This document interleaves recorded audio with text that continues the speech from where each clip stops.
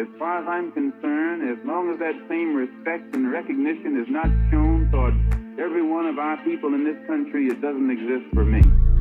And during the few moments that we have left, we want to have just an off-the-cuff chat between you and me. Us. We want to talk right down to earth in a language that everybody here can easily understand. I've got to say, I think my guest today has the best Twitter handle out there. Black as in revolution. Our teacher, Annie, welcome to... Finally, I've got you on the Malcolm Effect. That's a real question. Thank you for coming on to the Malcolm Effect. How are you? Wagwan. I'm good, thanks. How are you doing? I'm really, really well. Thank you for joining me. I've had so many guests on, and I think maybe you might be the hardest to get on the show. But we move. But we move. Okay. Again, to give some context, I came across Annie Clubhouse, like I've met so many other amazing people. And she was in these rooms just killing, slaying these capitalists, slaying all these people. I'm like, who is this girl? Who is this woman killing it? And then lo and behold, 6 months down the line, we met up and we chilled out. So I'm glad I've got you here to this point.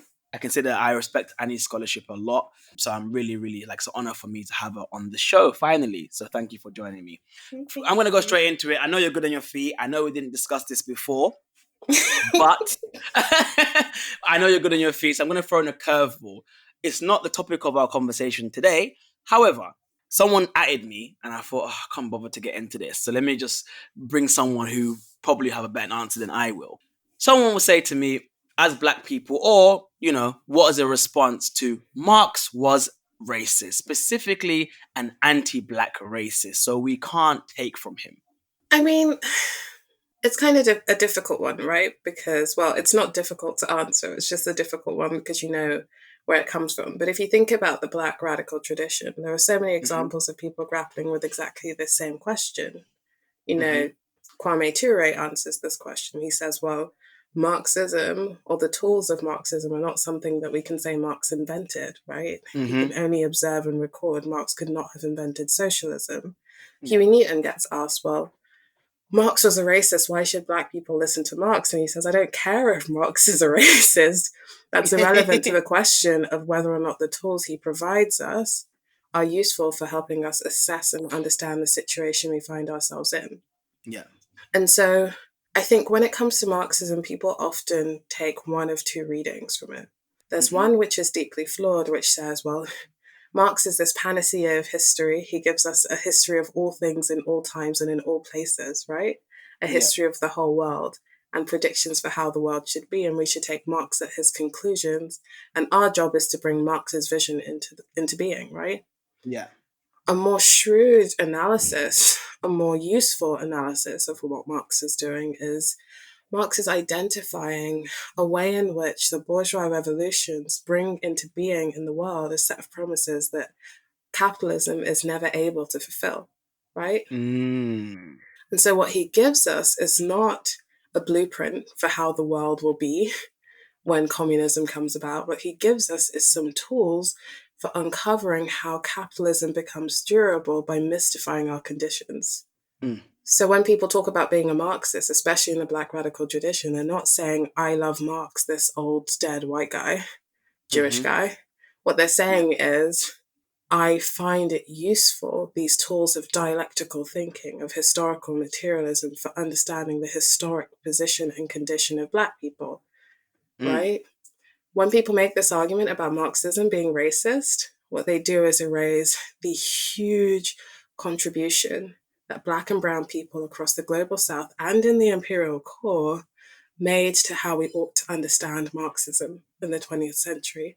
The 20th century brought about transformations Marx could never have imagined, right? Yep. And the people grappling with that question, essentially the question of imperialism, were Black and brown people. That's why I call myself a Black Marxist. I hope that makes sense. No, that you just spat. This is why I had you on the show. This is why I had to bring you on. That was like that was what we needed. And I think, ironically, when you think about, Marx never really anticipated for the revolution to take place in the global South, which it did. And then more of it's happened in the global South than it happened in the industrialized, advanced places in the imperial core. So thank you for that. I'm going to use that. So when we're talking about understanding blackness, and you just mentioned in the tools in which Marxism gives us, particularly, and then you call yourself a black Marxist. So the question I'll ask you then is, why would you call yourself? Why is it important that you add black to when you say black to Marxist? Yeah. So, in the 20th century, many people in the global South who understood themselves as Marxists called themselves Marxist-Leninists. Mm-hmm. And for a long time, because I came up in a country with a particular tradition of Marxism, in the UK. I know it. Just say it with your chest, innit? The Trotskys, innit? The Trotskys. And I came to this realization, returning to Lenin, why it was that so many people found Lenin such a liberating addition to Marx, right? Because there's something that Lenin theorizes that Marx does not yet have access to, which is the advent of imperialism. Imperialism, the highest stage of capitalism, which is a key text in terms of understanding why it is that all these revolutions spark up in the global South, right? And all of that is to say that what I'm doing when I call myself specifically a black Marxist is I'm situating myself within a tradition which understands firstly the role of racialization in class formation, and therefore the essential role that an understanding of race plays in any crudely Marxist analysis. I'm class first, but I understand that class cannot be understood without race. Yeah. And secondly, so you are class first. I'm class first. The problem is loads of people say they're class first, but they don't want to talk about race. How is that an understanding of class? What form of class formation is not always already a racialized experience, right? Yeah. And then to situate myself within that tradition, but also to situate myself within a tradition of anti-imperialism. Yes. And so what I'm drawing on is firstly this analysis of the specific role of race in the imperial core, as well as the role of internationalism and solidarity that bound together these movements in the global South with the people like the Panthers in the global North as well. Yeah. So then why are you not race first then? Why am I not race first? Yeah. I mean, my heroes would tell me that race is a mystification. The problem is not racism, the problem is race itself, right? And so what I'm trying to kind of get at is an understanding which allows us to speak of these categories of racialization without reifying them as like natural things. And like reproducing the very basis of our domination. And so a lot of my research and my PhD that I'm about to start focuses on how our understandings even of the categories of race that we take as given today change in so rapidly in really short space of time. So that's why I don't really see myself as a race-first Marxist. I don't know what a race-first Marxist would look like. I think that the experience of race is the binding together of a material process of, as I will argue in my PhD in terms of blackness proletarianization, as well as like the psychic effect, which gets focused on a lot today, but I'm kind of trying to ground it. And I would say that maybe in a different time, I wouldn't call myself a black Marxist, but I think there's a specific responsibility today to remind everyone that this tradition exists and this tradition is here, and that these criticisms of the limitations of certain articulations of Marxism come from within the Marxist tradition. So many of our heroes are being robbed of their Marxism, being robbed of their political analysis and their material analysis to serve a kind of cultural nationalist version of black politics, of black radical politics. So that's it's an intervention into this moment as well to call myself a black Marxist. See, you said there's so much there that I need to unpack and respond to. My brain is just like, there's so many lights going off in my brain right now as you were speaking. Okay, so first things first. When I moved along towards this journey, and my listeners will attest to that, will hear how far I've come in a short space of time, because I was frustrated in the discussions in which, the mainstream discourse in which centers around speaks about race and racism. Mm. We know where it goes. It's solely in the realm of diversity, inclusion, representation, and then lived experience. And I say that because that word really rubs me up the wrong way, but I feel bad for saying that because I don't want to sound like an asshole to people, because people's lived experience is very important to them and should be honored. But while I always say that should be relegated to the realm of therapy or relegated to like community care, but not as political organizing or political strategizing. So my question to you then is, why is it important that when we're speaking about forms of dispossession or forms of marginalization, we have to be rooted in material, not the psychoanalytic? I did a thread, I think it was last year on Fanon's birthday, about this category of lived experience. Mm-hmm. And it always it's really sad because this is something that's been robbed from us, right? This category of lived experience. Today, lived experience means like something I've experienced, right? Which is weird, right? Because then it's like, what's the oppositional category? Is it like dead experience? I don't know. What Fanon is getting at when he talks about lived experience, and Simone de Beauvoir does the same thing, is they're saying the way that we experience things is mediated by the psychic realm, right? So to invoke lived experience as a basis for political organizing is itself already like a fallacy, right? Because the idea is that lived experience does not simply represent the materiality of what we experience, but also how we interpret that based on the social conditions that we find ourselves in, right? So I not only experience things which blacken me as a Black person in this society, but I also experience the world as a Black person, and therefore that mediates my analysis of the world, right? Yeah. And so it's actually a really helpful frame for demystifying, to say, well, you experience the world as this, but that's a mystification. Your lived experience is a mystification, right? And we need to uncover what is the kernel that it's trying to obscure. And Fanon makes this argument just so eloquently in so many places, where he says, we essentially experience the world as Black in order not to experience the world as dispossessed, to not experience the world as dominated. The same way white people experience the world as white, working class white people experience the world as white in order not to understand that their conditions are one of fundamental exploitation, right? Wow. And that's what lived experience does, because that brings to the forefront in your mind a certain category which allows you to think yourself equal with your dominators, right? Blackness today allows us to think ourselves equal with the Black bourgeoisie, and we understand their wealth as our wealth, and it's not our wealth, right? So I just wanted to push back on that first. But then I think that's why the material analysis is so important. We live in a world which now focuses so much on the cultural realm. We understand we're like kind of trying to protect this like nebulous thing called Black culture, which is actually in most instances actually working class culture.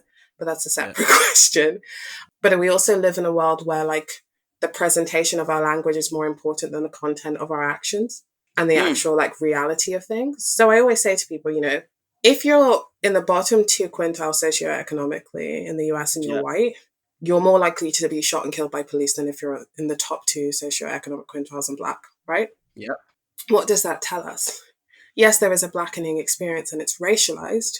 Of course, police violence is racialized. It's a mode of dealing with surplus populations and Black populations, especially since the end of slavery in the US have been understood as a surplus population. They're there to create the conditions for a constantly revolving workforce, which is why so many of them live in conditions of unemployment, right? But it's also the case that this thing called wealth, like this experience, is not a universal experience for Black people. So when people take like someone being shot in the street, a Black man being shot and killed in the street, or a Black person being shot and killed in the street, and say, well, as a consequence of that, what we need is the advancement of people who've already been accepted by the institution into boardrooms. That's Black bourgeois class struggle. They're cannibalizing our struggles to advance themselves materially into a position where they can exploit us further. That's what white people have always done. That's the category of whiteness, right? That's what whiteness functions to do. It allows them to cannibalize the experiences of white working class people. Today they say, well, white working class people are really suffering. We need to focus on whiteness in schools and stop talking about CRT. And so we always have to have a material analysis to ward against the distortion of the essential aims of a Black revolutionary politic. A Black revolutionary politic is not simply about the emancipation of Black people, but it's an understanding that the emancipation of Black people can only be done in the context of the emancipation of humankind. That emancipation requires a specific analysis of the conditions in which we find ourselves so that we can understand where the opportunities for struggle are. In the Black Panthers, during the formation of the Rainbow Coalition in Chicago, if they had held to this analysis that people want to hold to today, that police brutality is exclusively a problem faced by Black people, you wouldn't have been able to find the formations that they were able to find. With the Young Patriots, they were able to build a coalition not just on the shared experience of poverty, but also in the shared experience of police brutality. There's a video on YouTube called American Revolution 2. It's a film with Bobby Lee, and he's organizing the Young Patriots, and he asked them, just talk about what are your experiences? What is it you want to change about the world around you? And when they start talking, you realize that these are shared experiences because they're working class experiences. Of course, they're colored and they're racialized, of course. But to remove the class aspect from it is to completely misunderstand the nature of that violence. And so we're told today it's all just because they hate us rather than because they stand to gain from dominating us. Sorry, I'll finish that. No. I was just about to say, it's essentially what you're saying, even though you said class first, but are we not essentially saying that we just consistently have to do both? There's always class and race together.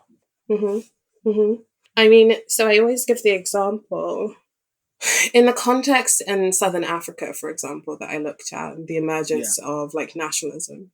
The first struggles you see, which form a part of the emergence of a national identity or a shared Black identity, are worker struggles on the railways against brutalizing conditions, hyper-exploitation, worsened conditions than their white counterparts, right?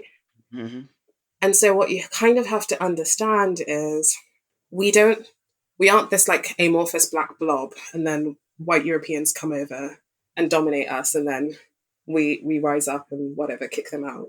The reality is, before colonization, we didn't really have a conceptualization, or before contact with Europe, we didn't have a conceptualization of ourselves as a collective unit. Or as a Black unit. People were engaging based on cultural difference. There were other forms of otherization which existed on the continent. There was conquest, right? And so our identity is forged through our class formation. Fennell makes the argument that in the colony, the base is the superstructure. You are poor because you are Black, right? You're Black because you are poor. Before the implementation of apartheid in South Africa in the 1930s, there's a Carnegie report that gets commissioned. And they're looking at the condition of poor whites. And literally the argument they make is, we have to ensure that the worst off white is better off than the best off Black in order to maintain the integrity of these racial categorizations. There you see that race and class are completely inseparable. They're one and the same, especially in the context of the colony. And people always forget that America is also a colony. For real.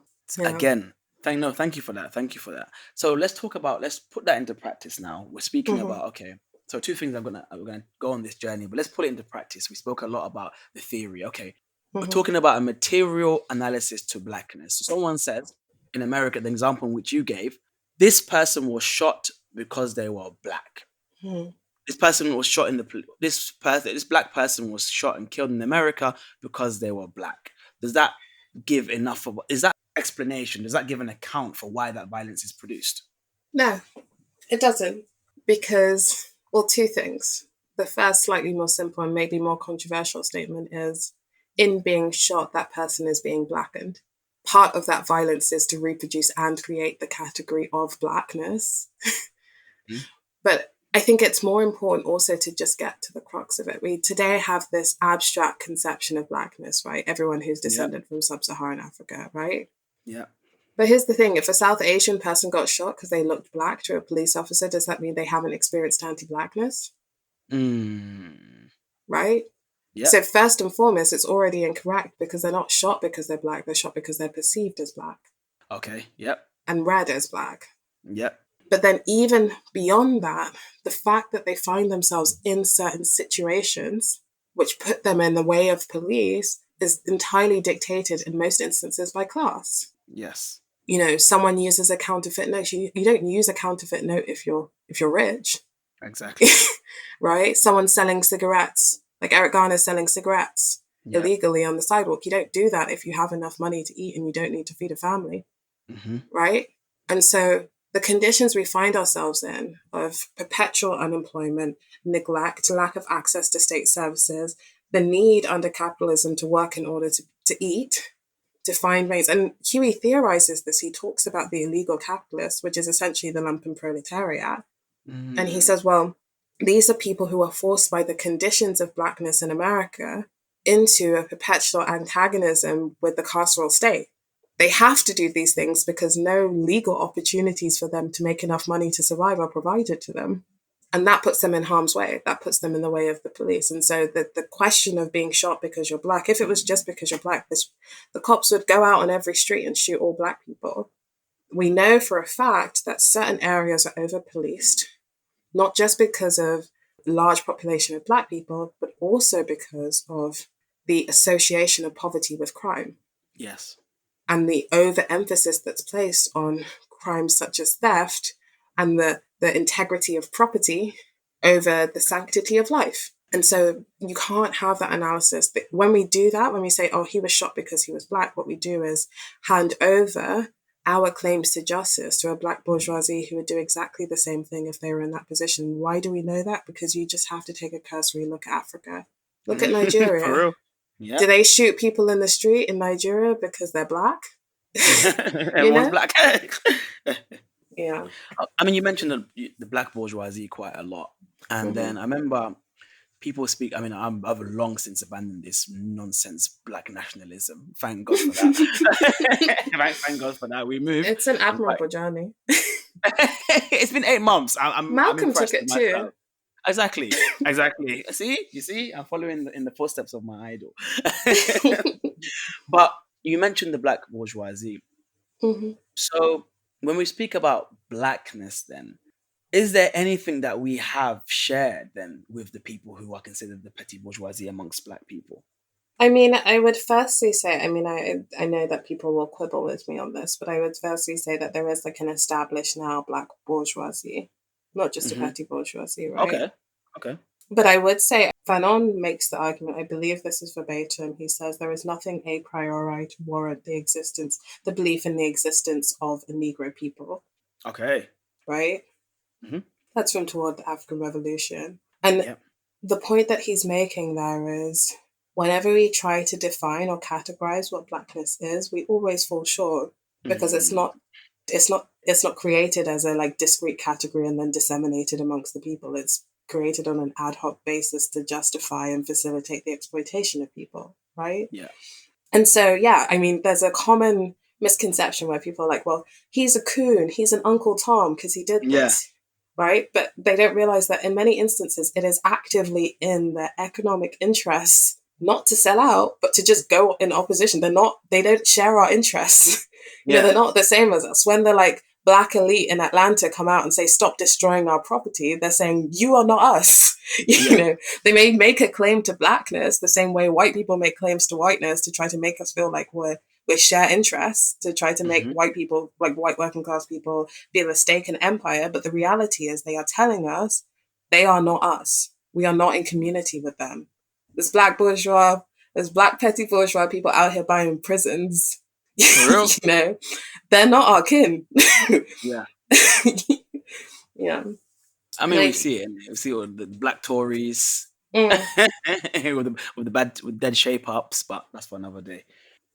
Always have dead shape ups. That's the dead shape ups, and they need to sleep with bonnet. But if I talk, they will say, "Why sorry. are you talking?" I always say this is the thing. It's like I made this comment earlier because the men have dead shape ups, and then the aunties their frontals never have a parting. But that's a different story. No, but the thing is, see, your litmus test is Palestine. My litmus test is the shape up and the state of the hair.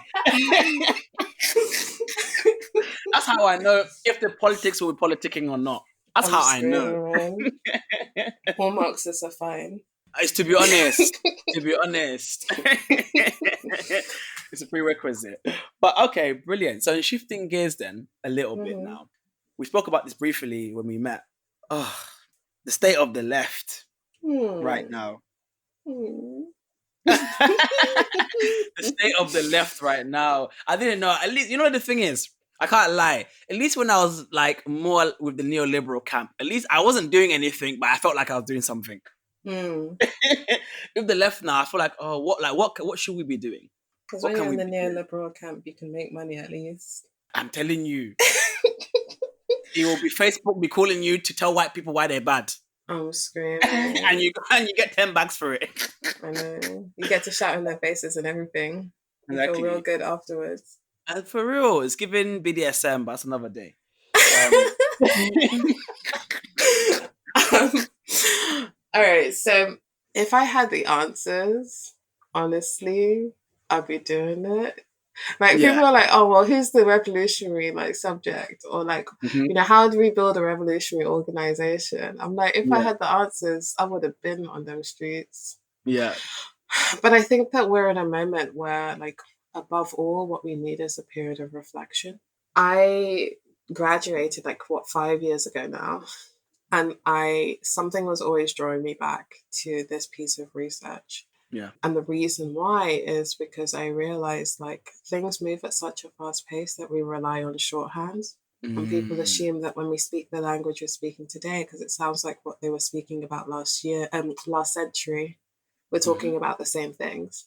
And so I wanted Mhm. to understand how like these concepts have quietly changed Yes. while we all think that we're relying on the same language, right? And so I do think that there's a lot of thinking work to be done, political Okay. education. And by political education, I don't mean like there's some smart people that need to teach everyone. I mean, we need to Okay. teach people to be able to identify their own conditions. We need Yeah. to teach people to be able to debate us and knowledgeably, right? Yes. It's not about like didactic.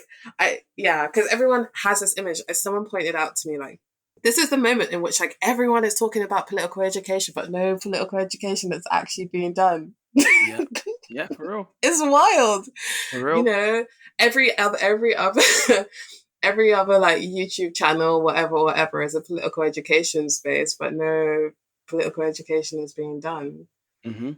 And I feel like the kind of political education we need is not just a recovery of these histories, because people make the mistake, they think, oh well, like if we just like replicate the same analysis that they had in the 60s, the world we live in is very different.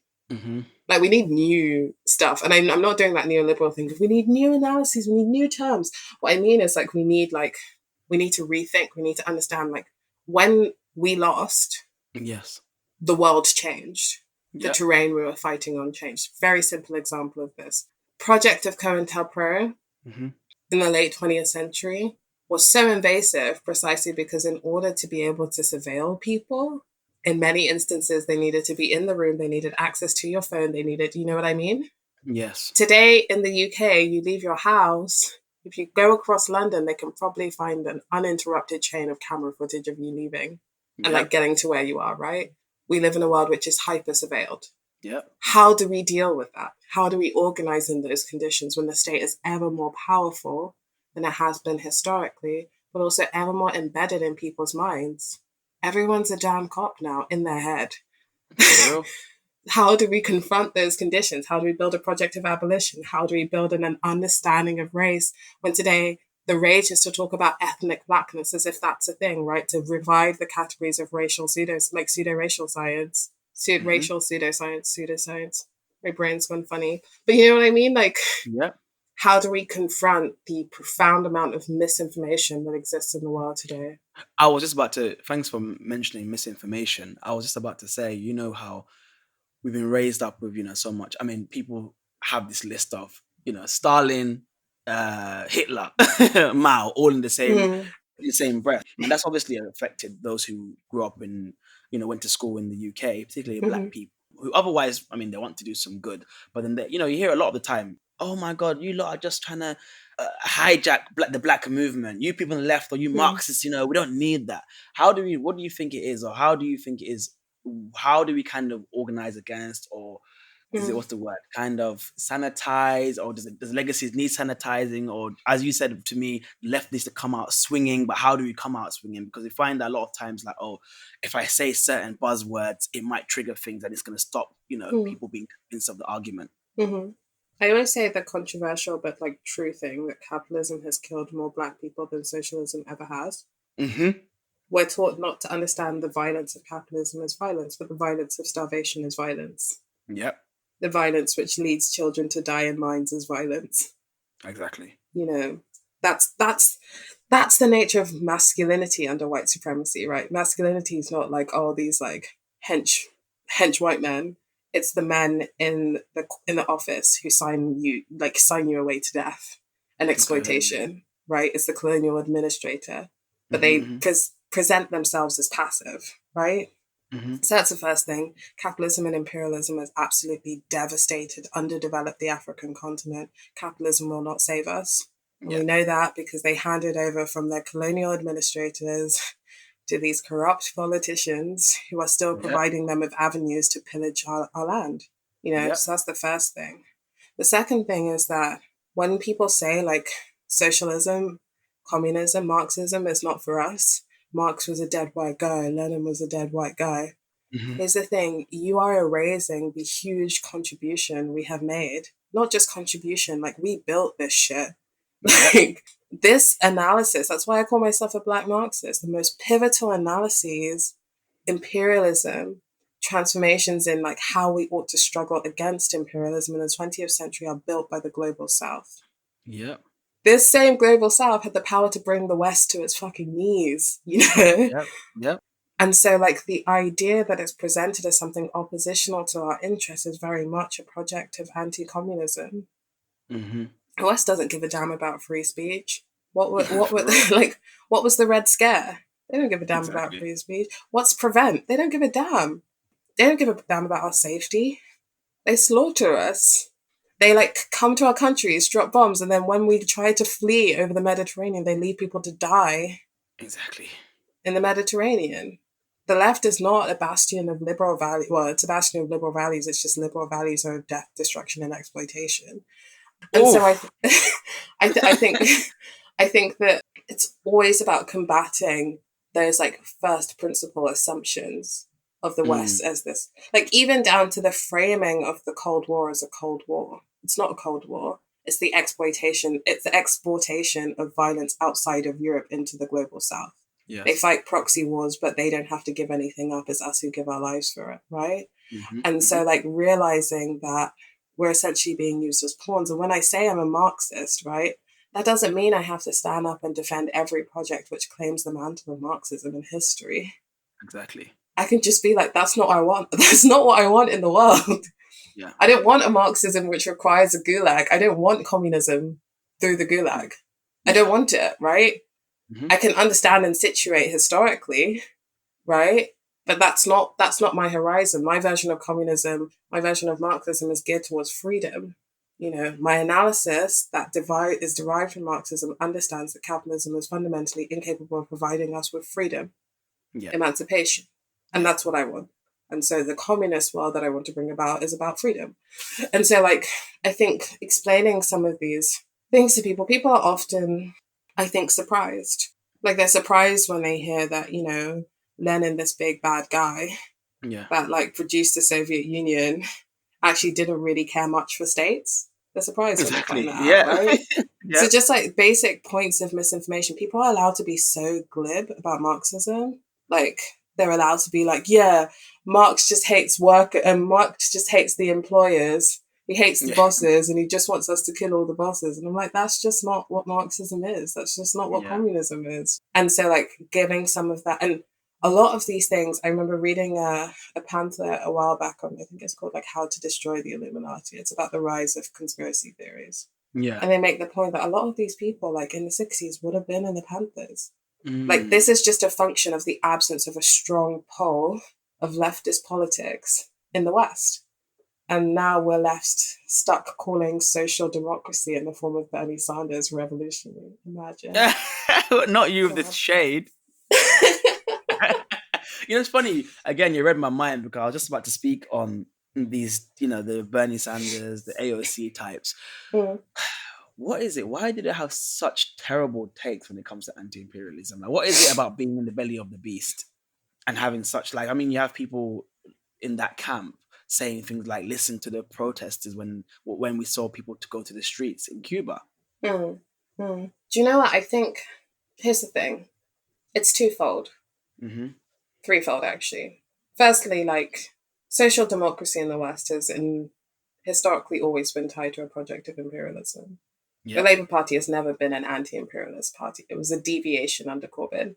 And the reason for that is that imperialism is a response to a series of crises for Labour in the West, right? Mm-hmm. Specifically in Europe. And so, like, the fix to that problem, the fix to the poverty and destitution experienced by white people in Europe is extracting resources from elsewhere. Yeah. So the promise of social democracy has always been a promise not just of redistribution within, of the wealth from the top to the bottom, but not to upset the same chain of exploitation which provides the wealthiest at the top with their money in the first place, which is imperialism. And so that's the first line. The second line is also situating. I think that we are constructed in the context of this world to understand the life of, especially in America, the life of an American is more inherently valuable than anybody else's. Remember, after the attacks in Kabul, where they're like 13 American soldiers I know, killed. and then 60 flipping Afghans died. Like, You know what I mean? They genuinely just are incapable of seeing lives beyond those of Americans as being having the same value, inherent value. And it's wild because we're talking about soldiers who were sent there to kill, right? Versus the lives of children and men and women who are like Afghan civilians. And so I think that, there's a way that where we're situated, the propaganda of our nation state ties us in some kind of camaraderie to people who are from our country as well, which invisibilizes the violence that people experience in the global south.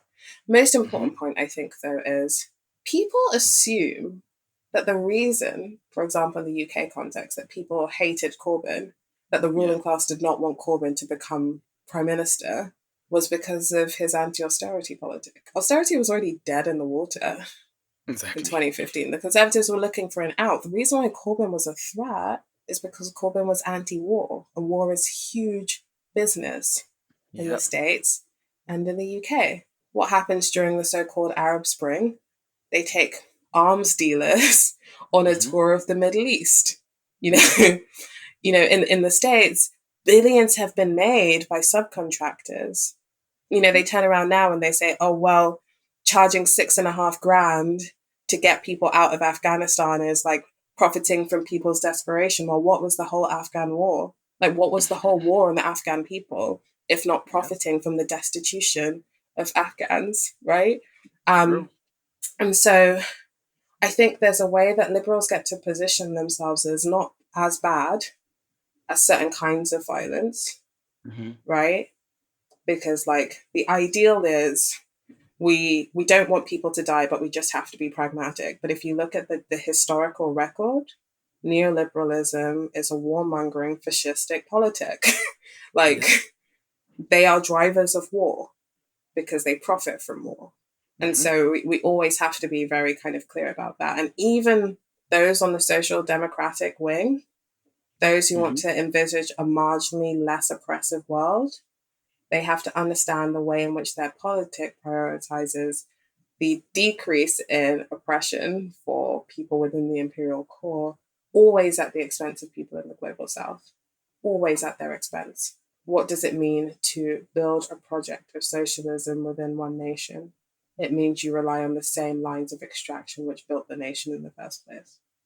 But speaking about like the project or the experiments of socialism in the global south, as someone or as leftists who want to be in solidarity with those people, when we see those governments undoubtedly make mistakes, how harsh should our criticism be of those governments? Well, here's the thing. I think we live in a world, and I understand it, there's a defensiveness, there's a bunkerism, where people are like, you can't say anything. But let's start from the basics. I will never advocate in my life for the UK or any Western country to intervene in, to bomb, to decimate, to put sanctions on any other country. I would never advocate for that position. And that's a basic socialist principle, right? Never be on the side of imperialists. Yeah. Now, obviously, once you actually deal with the question of what's happening on the ground, it becomes more complicated. People are faced with deeply complex questions, right? Of And course. we are not all experts on every country.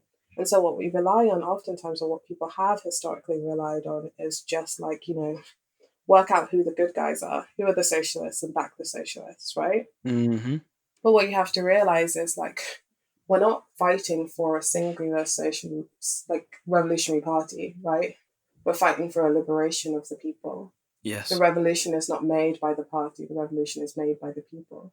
Mm-hmm. And so I think we should normalize, firstly, not speaking on things we don't know about. Mm-hmm. In the 60s and 70s, they spoke so eloquently on Vietnam. Why? Not because they just felt like they understood Vietnam, it's because they learned about it, because there was a Yes. political education, because they knew what the conditions on the ground were, because they were in touch with revolutionaries on the ground. Mm-hmm. Today, everybody needs to give a hot take because they want retweets. Yep. I remember, like, whilst the protests were happening in Cuba, like, people were making shady comments about people not talking about it. You know what?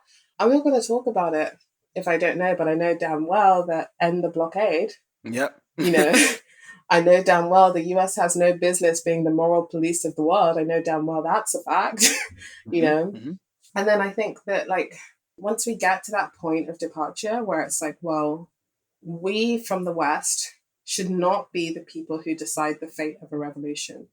The people of that country should decide the fate of a revolution, right? Mm-hmm. Then we free ourselves from the Eurocentrism, and Americocentrism of believing that the actions of the West should define the outcomes, political outcomes from people from across the world, Yeah. right? We lapse into that every time we talk about intervention or non-intervention. Mm-hmm. From that point, we can have a critical eye. You can't tell me that I have to support repression because I'm a communist or I'm a Yeah, of Marxist, course. right? Yeah. But once you situate it within the context of understanding that the biggest purveyors of violence in the world are the West, Yep.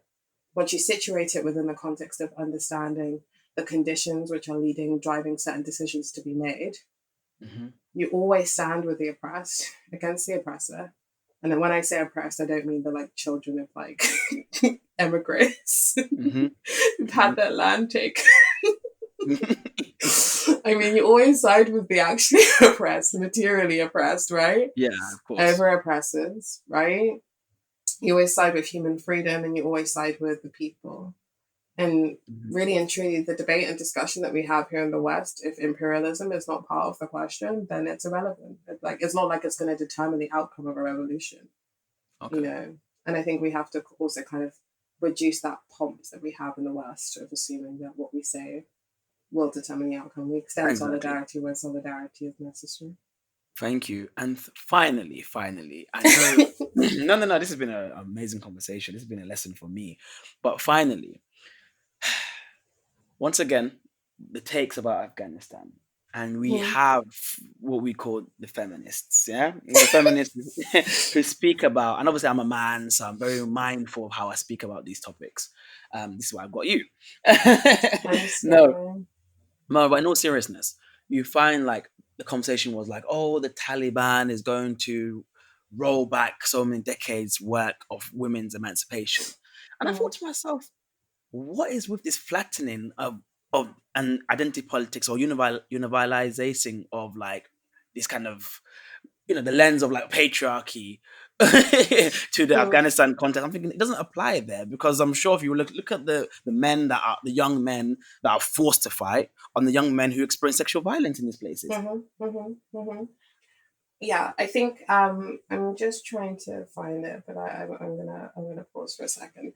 There's an essay that Fanon wrote. I think it's Hmm. in A Dying Colonialism. It's Hmm. called Algeria Unveiled. It's one of my favorites. Okay. In it, I don't think the like story of the veil applies in the same way to this Okay. context when he talks about the like way that the like FLN used the veil and how women come to understand the veil as a symbol of emancipation because it facilitates the national struggle. That's like Hmm. beside the point. In this instance, what I'm interested in is like when he's talking about the sudden interest that white people and European feminist societies take in the Yeah. liberation of Algerian women. Yeah. And it's never an altruistic project, Mm-hmm. right? And, you know, the version that we're given is Muslim women are not liberated until we can see their tits. Literally. Like, and it's wild, and that's what's happening across Europe. It's like you're not allowed to wear the burqa, you're not allowed to wear the veil, you're Look not at the allowed to wear pictures the in which they hijab. contrast. Oh my God. Yeah. Look at Afghanistan. And then like women like wearing skirts higher than their knees. And then you've got, oh, look at them now. And they're all like dressed in like burqas and stuff. And I'm just like, Yeah. okay. And That is not to say that the version of Islam being propagated by the Taliban is not oppressive. It absolutely is. 100%. It's also oppressive to any Muslim man who does not adhere to their version of Islam. Exactly. And so what it's used to do is to not just situate the project of Western imperialism, which is dominating to both Muslim men and women in the Afghan context, as being a liberating force, right? We go in the words of Spivak, to save the brown woman from the brown man, who's obviously a brute, right? But it's also used to completely denigrate the sanctity of brown men's lives. You see people talking about stuff like, well, we need to save the women and children. Exactly. And it's like, the women and girls specifically is the formulation that gets on my nerves. Yeah. Right?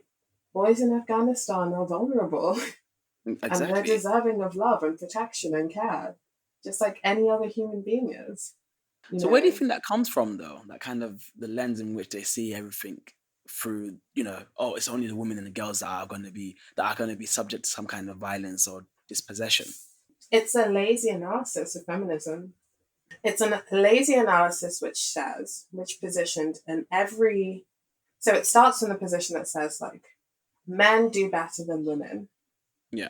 Once you account for, like, race, right? So if all other things are equal, men do better than women. Yeah. And that is because in all cases, men are the source of gender depression within a community, right? That's applied from, like, whiteness right the way through to blackness, right? The problem with this analysis is it presumes that black men are not also oppressing black boys, not just because they're black, but specifically because they're black men, because there is no such thing as an unracialized gender, right? Yeah. The disciplining of black men into masculinity is a project that not only black men participate in, black women participate in that project too, broader white society participates in that project too, right? The presentation and stereotyping of black men as inherently violent is used as part of the basis. What did they say when they shot Mike Brown? When he shot Mike Brown, he said, I thought he was coming at me. He looked like he had superhuman strength. The presentation of black men as specifically violent beings is part and parcel of the domination and oppression of black men. That doesn't mean we can't talk about lateral forms of violence, right? Yeah. But we also have to understand that lateral forms of violence are not unidirectional. Right? Black boys are not born violent. So as a community, we have to take responsibility for certain forms of socialization. And there are ways in which black women are violent, not just to black men as well, but also to black girls, to other black women, right? Yeah. And so I know I took it to blackness, but I just wanted to use that to illustrate. No, but it's important. Point. Thank you. And I think that there's this lazy analysis of feminism as a class of women in opposition to a class of men, right? Who does that serve? That only serves white women. Yeah. If you're going to have an analysis of gender which does not account for race, which does not account for class, it only serves bourgeois white women. And that's why people like Hillary Clinton are happy to pick it up and use it as an excuse to enrich themselves over the decimation of, like, black and brown families around the world through imperialism. Yeah. And it's wild to me because it's like, well, okay, these Afghan women are so oppressed, let's go fucking bomb all of them in weddings and funerals. Exactly. It's wild. It's like, even as like a rash, it just doesn't work as a logic. It doesn't work. I mean, it's depressing because it seems intuitive, right? It seems intuitive, but the truth is always more nuanced than it originally presents itself to be. Masculinity is not only one thing. Men are not only one thing. Men are not inherently evil. Men are not the only sources of patriarchy. These are, like, very basic feminist principles which get thrown out of the window in service of a particular kind of white feminism. And so when I hear people say that, I'm just like, okay, so you're not interested in the liberation of humanity. You don't care about people. You care about people who look like you. And that's dehumanizing. Mic drop. On that note, I'm going to leave it there. Thank you so much. I'm going to No get this in problem. recording. Will you come on again in the future? Yeah, of course. Okay, good. Yes, yeah. I will leave Annie's socials in the description of the episode. Please check her out. She hasn't been posting on Twitter as much these days. I think because outside is open now.